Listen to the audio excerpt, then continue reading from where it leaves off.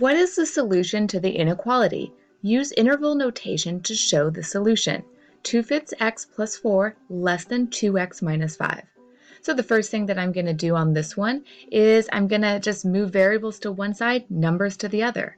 So I decided to start by moving 4 to the other side. So instead of adding 4, I subtracted 4, so those will cancel out on the left. That will leave me with 2/5 x on the left less than 2x minus 9 on the right.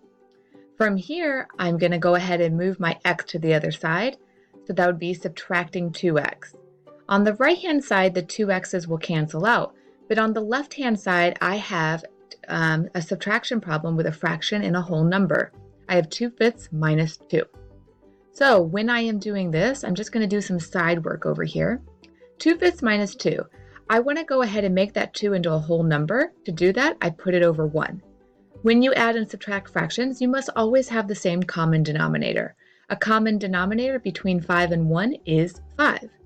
Now, whatever you multiply by your original by to get to your new denominator is what you're going to multiply your numerator by. So 5 times 1 gives me 5. So since I multiplied my denominator by 1, I have to multiply my numerator by 1 as well. 2 times 1 is 2. Then if I look at the next one, I have 1 times 5 would give me my new denominator of 5.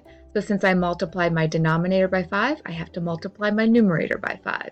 2 times 5 is 10. Once you have the same common denominator when you are adding and subtracting, you can go ahead and then just add or subtract the numerators.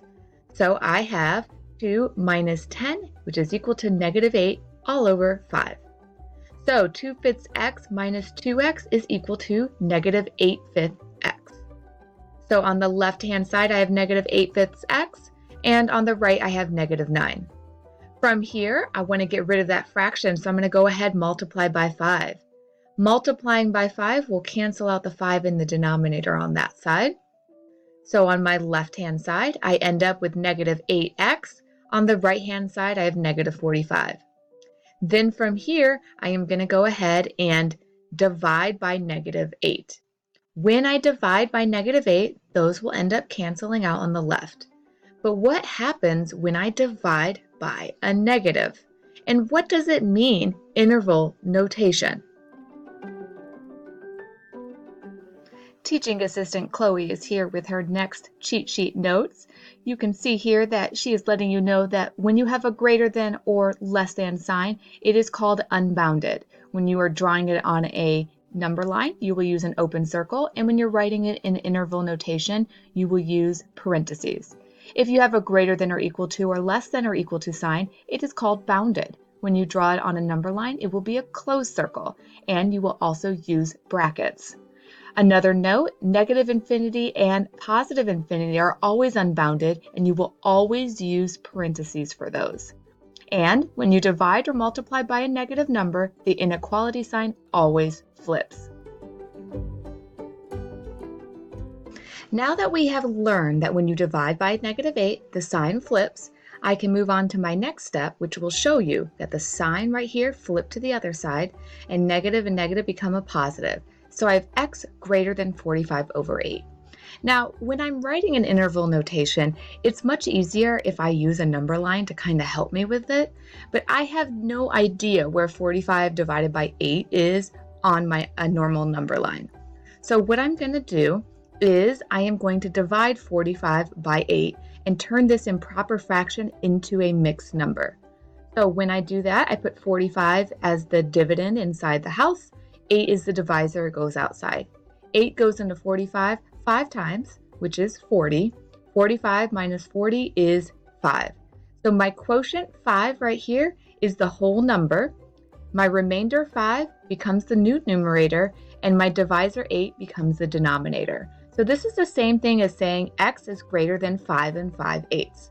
Now this is a little bit easier for me to see and to graph it. I'm just going to look for 5 and 5/8 on my graph. So that's going to be somewhere between 5 and 6. And because this is a greater than sign, it is unbounded, meaning I am going to do an open circle. So there'll be an open circle between the 5 and 6 here. So that's about 5 and 5/8. Now x is greater than this. Where is x greater? When I go to the right. So I will be highlighting or drawing my arrow to the right. Now, when I am looking at this graph right here on the number line will help me to determine how to write my interval notation. Since I have it here at 5 5/8, I'm just going to go ahead and write 5 5/8. Where is 5 5/8 going? It is going to infinity. Remember, anytime you use negative or a positive infinity, they're always unbounded, so we use parentheses. So I will definitely have a parenthesis here on the infinity. And I can put my comma right here in the middle. And since this is an open circle is unbounded, so this side will also be a parenthesis. So writing this in interval notation, I would get 5 5/8, comma infinity with 2 parentheses, or I could have gone back to the original 45/8, comma infinity. Either one of these would have been the correct answer.